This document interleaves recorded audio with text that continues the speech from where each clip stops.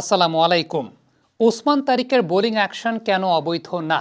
ঠিক যে কারণে জসপ্রীত বুমরার বোলিং অ্যাকশনটাও অবৈধ না, ওসমান তারিকের বোলিং অ্যাকশনটাও অবৈধ না, সে ব্যাপারে ব্যাখ্যাটা একটু পরে করছি। তার আগে ওসমান তারিকের বল খেলা কেন কঠিন সে ব্যাপারে একটু অ্যানালাইসিস করতে চাই। ওসমান তারিক অনেক ধরনের বোলিং করে থাকেন, তার অনেক ধরনের ভ্যারিয়েশন আছে। তিনি প্রথমত লম্বা, দ্বিতীয়ত তিনি যে কাজটা করেন হাই আর্ম থেকে গুগলি করেন, হাই আর্ম থেকে ক্যারাম বল করেন, লোয়ার আর্ম থেকে তিনি গুগলি করেন, লোয়ার আর্ম থেকে তিনি কুইকার করেন। আমরা অনেক ধরনের ভ্যারিয়েশন তার কাছ থেকে দেখতে পাই এবং সেক্ষেত্রে হাই আর্ম লোয়ার আর্ম দুটোই তিনি ব্যবহার করেন। এমনিতে তিনি অনেক লম্বা, সো হাই আর্ম বোলিং যখন তিনি করেন ওই সময়টাতে যে বিষয়টা ঘটে সেটা হচ্ছে পিচ থেকে এক ধরনের বাউন্স এক্সট্রাক্ট তিনি করতে পারেন। আবার দেখা যায় যে ঠিক ওই হাইট থেকে যখন তিনি লো আর্মে বোলিং করছেন তখন আবার আরেক ধরনের বাউন্স পায়। সেই সঙ্গে বলের ডিরেকশনের মুভমেন্ট বা ডিভিয়েশনের মুভমেন্টের তো একটা পার্থক্যের জায়গাটা আছে। সবচেয়ে ইম্পর্টেন্ট ব্যাপার যে কারণে সবাই মনে করে যে তার বল চাকা হয় কিনা, সেটা হচ্ছে তিনি বল করার সময় পজ দেন, একটা পজ দেন, এটাই সবচেয়ে বড় কনফিউশনের জায়গাটা। এখন পজ দিলে তার ক্ষেত্রে বেনিফিটটা আসলে কোথায়? তার ক্ষেত্রে বেনিফিটটা হচ্ছে তিনি যে সময়টা পজ দেন, পজ দিয়ে তিনি কি দেখেন জানেন? তিনি দিয়ে দেখেন ব্যাটসম্যানের পায়ের মুভমেন্টটা আসলে কোন দিকে, ব্যাটসম্যান কোন দিকে শট খেলতে পারে। আপনি তো ব্যাটসম্যানের পা দেখলেই বুঝতে পারবেন যে ব্যাটসম্যান এখন কোন দিকে শট খেলতে যাবে। সো তিনি তখন তার বলের ডিরেকশনটাকে পরিবর্তন করে দেন। তিনি অসংখ্য অগণিত সময় পান একটা বল করার আগে ব্যাটারকে রিড করার জন্য। মানে আমরা নর্মাল বোলাররা যখন বোলিং করি আমরা তো আসলে এই গ্যাদার পজিশন থেকে এখান থেকে বোলিং করি, আমরা ব্যাটসম্যানকে জাজ করার সময় পাই না। কিন্তু ওসমান তারিক এই যে পজটা দেওয়ার পর তিনি দেখেন, তিনি মাপেন যে ব্যাটসম্যান আসলে কি করবে, তারপর তিনি বোলিং করেন। সো এটা তার জন্য একটা অনেক বড় অ্যাডভান্টেজ এবং পৃথিবীর কোনো ব্যাটসম্যানই ওই জায়গাটা থেকে একজন বোলারের এই অ্যাডভান্টেজটাকে কাট করতে পারবে না। এখন আপনি বলতে পারেন যে এই অ্যাডভান্টেজটা এটা তো একটা আনফেয়ার অ্যাডভান্টেজ কিনা। ডেফিনেটলি আমি মনে করি যে এটা একটা আনফেয়ার অ্যাডভান্টেজ, কিন্তু আইসিসি থেকে বা ক্রিকেটের ল যারা লিখেছেন গত 100-150 বছরে, তারা কোনোদিন এই ব্যাপারে কোনো কিছু বলেন নাই, তারা এই ব্যাপারে কোনো লই লেখেন নাই। সো এই ব্যাপারে যখন কোনো ল লেখেন নাই, উইদিন দ্য ল যখন এই ব্যাপারটা আছে, তখন একজন বোলার নিজেকে ওইভাবে গ্রুম করেছেন।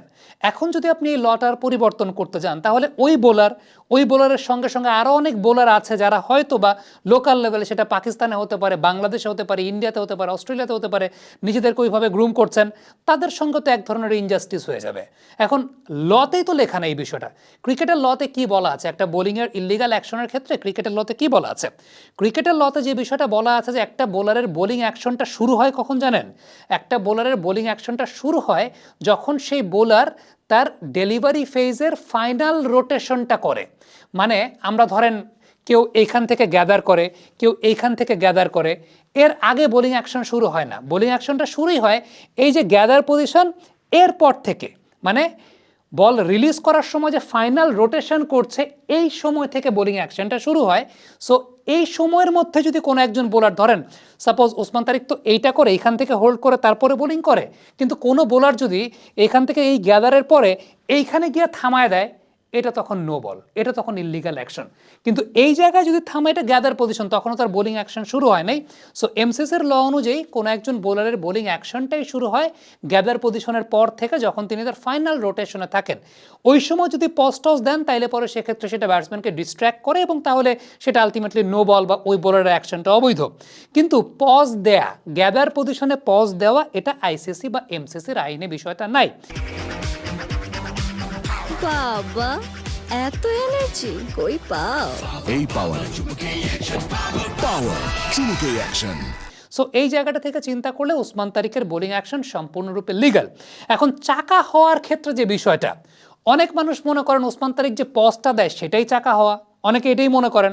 আবার অনেকে মনে করেন ওসমান তারিক এই যে বলটাকে যে রিলিজ করতে যাচ্ছেন, এই রিলিজের সময় যেহেতু অনেক সময় স্লিঙ্গিং অ্যাকশনে বোলিং করেন, তাইলে মনে হয় হাতটা বাঁকা বা তাহলে মনে হয় হাতটা ভাঙে বা বিষয় এরকম।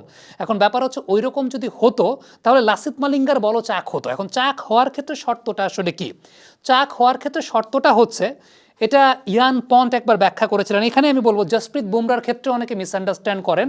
সেই জসপ্রীত বুমরার ক্ষেত্রে মিসআন্ডারস্ট্যান্ডের জায়গাটা হচ্ছে সবাই বুমরার রিলিজের পয়েন্টটাতে এইখান থেকে কখনো চাকা ডিটেক্ট হয় না, চাকাটা ডিটেক্ট হয় এই পজিশনটা থেকে, এই পজিশনটা থেকে চাকাটা ডিটেক্ট হয়, যে কারণে বুমরার বল লিগ্যাল, হাসনাইনের বল ইল্লিগাল হয়েছিল। ইয়ান পন্ড সেটা নিয়ে একটা ব্যাখ্যা দিয়েছিলেন যে ঠিক এই পজিশনটায় খেয়াল করে দেখবেন যে জসপ্রীত বুমরার ক্ষেত্রে কীরকম দেখায় যে একদম স্ট্রেইট, হাসনাইনের ক্ষেত্রে ওই জায়গাটায় ভাঙা। দেন এটা ইয়ান পন্ড ব্যাখ্যা করেছিলেন যে চাকা হওয়ার ক্ষেত্রে আলটিমেটলি বোলিংটা হয় এইভাবে, বা আপনি ডিসাইড করবেন ডিসাইডিং ফ্যাক্টরটা এটা। এখন আমরা যদি উসমান তারিকের একটা বায়োমেকানিক্যাল স্কেলেটন অ্যানালাইসিস দেখতে চাই, তাহলে সেই স্কেলেটন অ্যানালাইসিস আমরা যে বিষয়টা দেখছি যে উসমান তারিক যে সময়টাতে ওই পজিশনটা এনেছেন ওই সময়টাতে উসমান তারিকের হাত কিন্তু স্ট্রেইট, ওই সময়টায় উসমান তারিকের হাতটা স্ট্রেইট। এখন এর পরবর্তীতে যখন রিলিজিং পয়েন্টের যে বিষয়টা নিয়ে কথা বলা হয় এটাকে বলা হয় হাইপার এক্সটেনশন।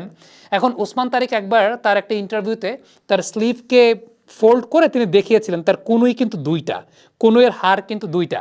সো আলটিমেটলি উনি যখন বোলিং করবেন রিলিজিং পয়েন্টে তার এলবো হাইপার এক্সটেনশনটা বেশি হবে। জসপ্রীত বুমরার ক্ষেত্রেও এলবো হাইপার এক্সটেনশনটা বেশি হয়, but that does not mean Jasprit Bumrah chuck করেন, that does not mean Usman Tariq chuck করেন। শোয়েব আক্তারের ক্ষেত্রেও এলবো হাইপার এক্সটেনশনটা অনেক বেশি ছিল। এটাও মানে এটা না যে শোয়েব আক্তার চাক করতেন, এগুলো বায়োমেকানিক্যাল ল্যাবে পরীক্ষা বা প্রমাণিত হয়েছে যে এই সমস্ত বোলাররা চাক করতেন না। কিন্তু ওই যে দেখার ক্ষেত্রে যে একটা সন্দেহের বিষয় থাকতো বা উসমান তারিকের ক্ষেত্রে সন্দেহের বিষয় থাকে, যে কারণে আলটিমেটলি এই বিষয়গুলো নিয়ে কথা বলা হয়। এখন কোন বোলারের বল চাক হচ্ছে কোন বোলারের বল চাক হচ্ছে না এটা কিন্তু বায়োমেকানিক্যাল ল্যাবে পরীক্ষা হয়। দুইবার পরীক্ষা দিয়েছেন বায়োমেকানিক্যাল ল্যাবে উসমান তারিক। সো আলটিমেটলি তিনি সেটাকে ক্লিয়ার করেছেন, পাশ করেছেন। এই জায়গাটায় তার বলে চাকা হওয়ার আসলে মানে যদি হতো তাহলে সেটা বায়োমেকানিক্যাল পরীক্ষা দেখা যেত। কিন্তু সমস্যার জায়গাটা হচ্ছে আমাদের ম্যাক্সিমাম মানুষ জানেই না চাকা বল হওয়ার ক্ষেত্রে শর্তটা কোথায়, যে কারণে বুমরাকেও চাকার বলে, উসমান তারিককেও চাকার বলে, আবার দেখা যায় শোয়েব আক্তারকেও একটা সময় চাকার বলতো। সো ফ্যাক্টর জায়গাটা আসলে ওই জায়গাটাতে যে আপনি যখন একটা বল এই পজিশনটায় আসছেন এই সময়টা যদি আপনার হাত এরকম এরকম এরকম বাঁকা থাকে তখন সেটা চাকা হওয়ার সম্ভাবনা থাকে। কিন্তু এটা যখন স্ট্রেট ওই সময় চাকা হওয়ার কোনো সম্ভাবনার জায়গাটা নাই, বা ওইটা সাসপেক্টেড বোলিং অ্যাকশনের মধ্যে পড়ে না। তারপরও ওসমান তারিককে পরীক্ষা করতে দেওয়া হয়েছিল বায়োমেকানিক্যাল ল্যাবে, কিন্তু দুইবার তিনি সেটা সাকসেসফুলি ওভারকাম করেছেন। এখন ওসমান তারিকের বোলিং কতটুকু বিপদে ফেলতে পারে টিম ইন্ডিয়াকে সেটা অবশ্যই দেখার বিষয় থাকবে, কারণ এর আগের দিন আমরা দেখেছি এরাসমাসের বোলিং খেলতে গিয়ে কিন্তু ইন্ডিয়া টিম বেশ বেগ পেতে হয়েছে। সো উসমান তারিক তো তার চাইতো 1 বা 2 ডিগ্রি উপরের bowler. So let's see how he bowls against team India. Comment বক্সে আপনাদের মন্তব্য জানতে চাই।